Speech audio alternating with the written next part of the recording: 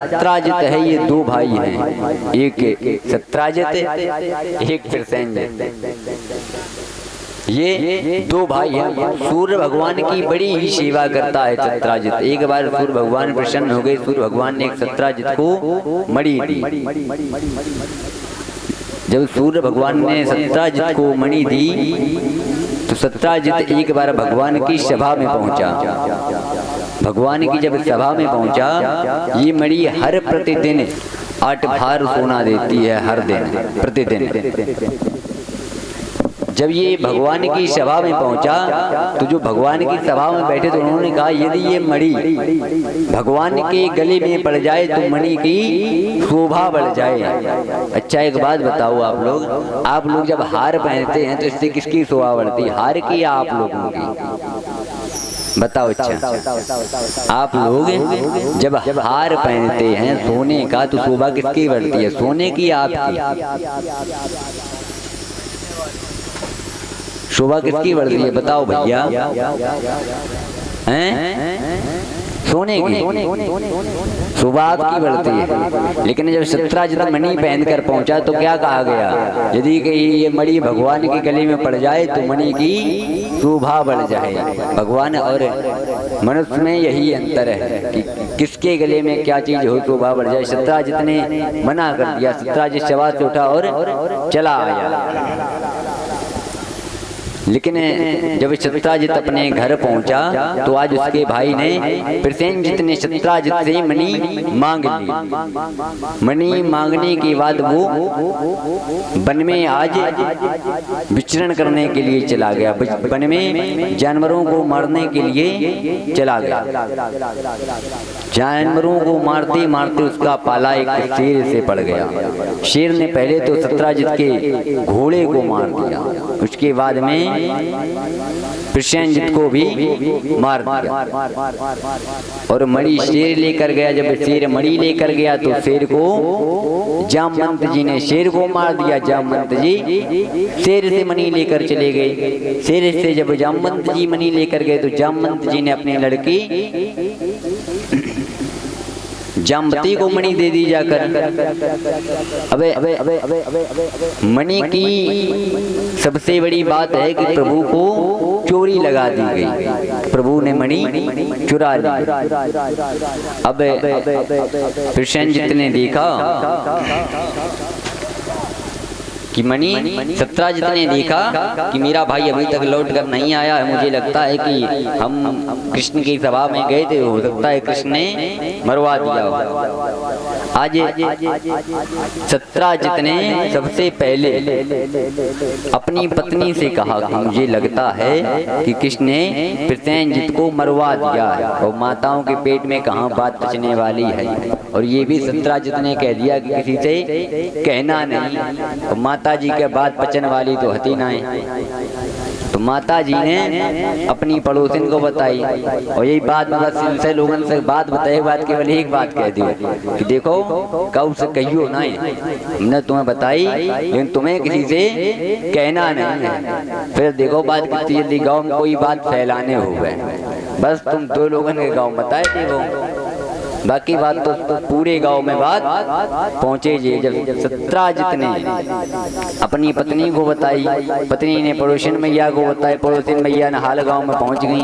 पड़ोसी बताई बात बताई भी बात इतनी कह रहे हैं, देखो हमने बताई लेकिन कोई कौन बताए ना कि हमने बताई है। धीरे धीरे बात भगवान के कानों तक पहुंची। जब भगवान के पास बात पहुंची तो भगवान ने सोचा हमने तो ली भी नहीं फिर भी बदनाम हो गई। आज भगवान ने अपनी सभा में कुछ अपने सभागारों को लिया और सभागारों को लेकर चल दिए। भगवान आज मणि को ढूंढने लगे। भगवान ने कुछ दूर जाकर देखा कि एक कंकाल पड़ा है। उसके पास से देखा कि शेर के पग चिन्ह है, तो शेर के चिन्हों के पीछे चले गए। थोड़ी दूर जाकर देखा कि शेर भी मरा पड़ा, उसके भी कंकाल ही पड़ा है। उसके बाद एक भालू के पग चिन्ह देखे भगवान गए, भालू के पग चिन्हों पर चल दिए। लास्ट में देखा है कि वो पगचिन्नी की गुफा के अंदर चले गए। जब गुफा के अंदर चले गए, भगवान ने कहा कि हम गुफा में जाना चाहेंगे, लेकिन जो साथ में कुछ गए थे उन्होंने मना कर दिया कि प्रभु गुफा में पता नहीं कौन कैसा जानवर बैठा हो, क्या हो गुफा के अंदर। लेकिन प्रभु ने कहा एक कलंक सी अच्छा है कि जाना बेहतर है। अगर कलंक लग जाए किसी को किसी चीज का, तो उससे अच्छा है कि उसका निराकरण किया जाए। आज भगवान ने उस गुफा में जैसे ही भगवान पहुंचे, भगवान ने गुफा में जामवती को मणि से खिलते हुए देखा। भगवान ने जामवती से मणि मांग दी। जामवती ने मना कर दिया, प्रभु मैं ये मणि नहीं दे सकती हूँ आपको, क्योंकि ये मणि मेरे पिताजी ने मुझे प्रदान की है, इसलिए हे प्रभु मैं आपको मणि नहीं दे सकती। आज प्रभु ने जैसे ही ये बात सुनी तो जामवती ने कहा, प्रभु ऐसा तो हो सकता है कि मेरे पिताजी आ जाए, मेरे पिताजी दे दें तो मणि आप ले जाइए, लेकिन जब तक पिताजी नहीं आते तब तक आप मणि नहीं ले सकते हैं। आज जामवती मैया की बात सुनकर प्रभु वहीं ठहरे गए। लेकिन जिसने कभी पर पुरुष को देखा तक ना हो, निहारा तक ना हो, भला वो व्यक्ति कब तक रुक सकता है किसी के सामने। आज जामवंत जी ने जैसे ही देखा, सबसे पहले प्रभु से युद्ध करने लगे। जब भगवान से युद्ध करने लगे, जब भगवान से युद्ध करने लगे, युद्ध करते करते कुछ बहुत समय हो गया।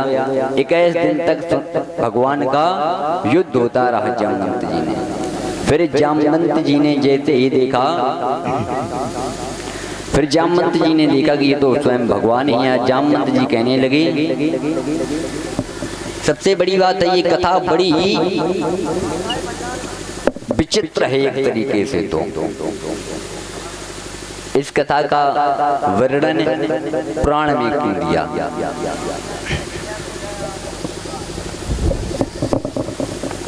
इसका वर्णन यदि पुराण में दिया गया है तो उसका कुछ तो विशेष मतलब होगा। इससे बड़ा और कोई विषय नहीं है। मणि शत्रा जिसके पास थी, घोड़ा मार देगा, मणि चली गई, लेकिन अभी तक भगवान के ऊपर से चोरी का द्वेष नहीं हटाया गया, चोरी का कोई निराकरण नहीं किया गया है। जब जामवंत जी ने भगवान को देखा तो जामवंत जी भगवान से लड़ने लगे। आज 21 दिन तक भगवान की जामवंत जी से लड़ाई प्रारंभ हुई। जब लड़ते लड़ते जामवंत जी ने देखा श्रीवत्स का चिन्ह भगवान के हृदय पर, जब जामवंत जी ने श्रीवत्स का चिन्ह देखा तो भगवान को पहचान गए। जामवंत जी हाथ जोड़कर निवेदन करने लगे, प्रभु मुझसे बहुत बड़ी गलती हो गई जो मैं आपसे लड़ने लगा। मैं तो आपका मंत्री हूँ प्रभु, मैं कैसे आपसे लड़ सकता हूँ। जिस समय भगवान रामा अवतार में आए थे तो जामवंत जी ने लड़ने के बाद में अपनी गद्दी खजवाई और बोले, प्रभु अभी हम नहीं लड़ पाए हैं, गद्दी बहुत खजवा रही है। प्रभु ने कहा, अभी तो नहीं, लेकिन एक समय तुम्हारी भी खजली हम ही मिटाएंगे आकर। जामवंत मंत्री अति बूढ़ा, जामवंत जी मंत्री हैं और कैसे हैं, अति बूढ़ा। जामवंत जी बूढ़े थे, मंत्री थे, तो मंत्री जी कभी लड़ने ही नहीं गए। जब लड़ने नहीं गए तो खजूरी कहाँ से मिट जाएगी। जामे मंत्रे जामे मंत्रे मंत्री अति बूढ़ा, तो की हुई अबे समृत रूढ़ा। जामे मंत्री अति बूढ़ा, जामे मंत्री अति बूढ़ा, जामे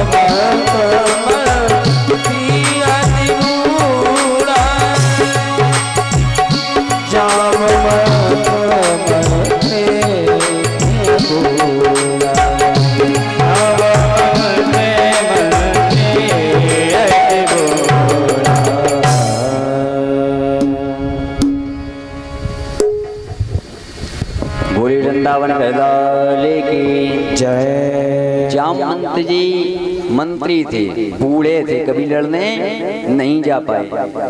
बोले वृंदावन बिहारी लाल की। आज जब प्रभु को पहचान लिया तो प्रभु ने कहा, जामवंत जी आपने पहचान तो लिया, ये लड़ाई भी बंद होगी, अब तो मणि दे दो। अब जामवंत जी ने कहा, प्रभु मैंने अपनी मणि अपनी बेटी को दान दे दी है, और दान में दी हुई वस्तु कभी वापस ली नहीं जाती। तो दान में दी हुई चीज हम वापस तो ले नहीं सकते, केवल अब एक उपाय है कि दान में अपनी कन्या की भी हम कन्या दान कर दें, फिर तो अब मणि और मणि वाले दोनों को ले जा सकते हैं। ऐसे भगवान का आज दूसरा भी विवाह हो गया। जब विवाह हुआ, आज प्रभु जैसे ही अपने महल को पहुंचे तो रुक्मिणी मैया ने बड़े प्यार से पूछा।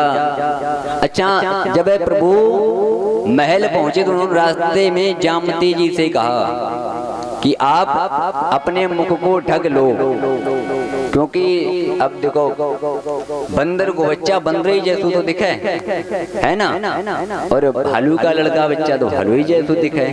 तो प्रभु ने एक उपाय सोचा कि सुंदर भी हो जाए और काम भी हो जाए हमारा।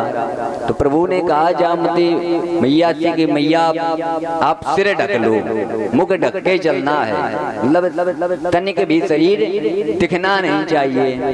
जामवंती को क्या, उन्हें तो लिवा के चलो, मुख बताओ ढक लो को मुख ढकना। इन लोगों ने तुम यहाँ कह दो कि देखो दिल्ली चलने है, रास्ता में कतई कुछ खवाइए नहीं हम तो जैवे के नाम पर तुम देखो तैयार ही हैं, कहूँ लिवाए जाओ, मुँह तो मुँह रोका बोले ना रास्ता भर, जो तो नहीं मंजूर है, बिना बोले तो 4 घड़ी नहीं रह सकते हैं, वो तो फिर दिल्ली तक को सफर तो बहुत टाइम है। तो जब प्रभु लेकर गए, जब प्रभु लिवा कर गए तो रुक्मिणी मैया ने पूछा, प्रभु ये कौन है? प्रभु ने कह दी बे हैं जे। बे को मतलब बे समझ जाते हैं, जब बे कहते हैं तो समझ जाओ एक और आएगी। प्रभु ने कहा बे हैं। तो रुक्मिणी मैया ने आरती की, थाली लगाई, आरती उतारी, हो कच्छ में भिजवा दिया। प्रभु से कहा, प्रभु मुख तो दिखाओ। प्रभु का मुख तो हम तब दिखाएं, मुख तो हमें तब दिखाएं, पहले अपने देखने लायक दोनों। वो इतनी सुंदर है, इतनी सुंदर है जिसकी कोई सीमा नहीं। रुक्मिणी मैया को जलन होने लगी। रुक्मिणी मैया बोली, हमसे भी सुंदर है। हाँ, तुमसे भी सुंदर है। और इन लोगों का जलन बहुत जल्दी हो, दूसरे तुम बड़ाई करो फिर देखो। तो रुक्मिणी मैया फिर गई, प्रभु हमसे भी सुंदर है। भगवान बोले, हाँ तुमसे भी सुंदर है। बोली अच्छा। रुक्मिणी मैया सीता के सामने खड़ी हुई और श्राप दे दिया कि ये मेरी जैसी हो जाए, हमसे सुंदर ना रहे, हमारे जैसी सुंदर हो जाए। प्रभु ने कहा, बस यही तो हम चाहते थे कि तुम है जैसी तो हो जा, मैं न जो देखे वो देखत का 1 2 3 हो लिए। आज रुक्मिणी मैया के श्राप से जामवंती जी रुक्मिणी मैया जितनी सुंदर हो गई। आज जैसे ही प्रभु ने मणि सत्राजित को दी, सत्राजित हाथ जोड़कर निवेदन करने लगा, प्रार्थना करने लगा, है तो वो मेरे द्वारा बहुत बड़ी गलती हुई। बोलो श्री राधे। आज जब सत्राजित ने प्रभु से क्षमा याचना की, प्रभु मुझे क्षमा कर दो, सत्राजित प्रभु को मणि फिर से देने लगा। प्रभु ने आज मणि लेने से इनकार कर दिया।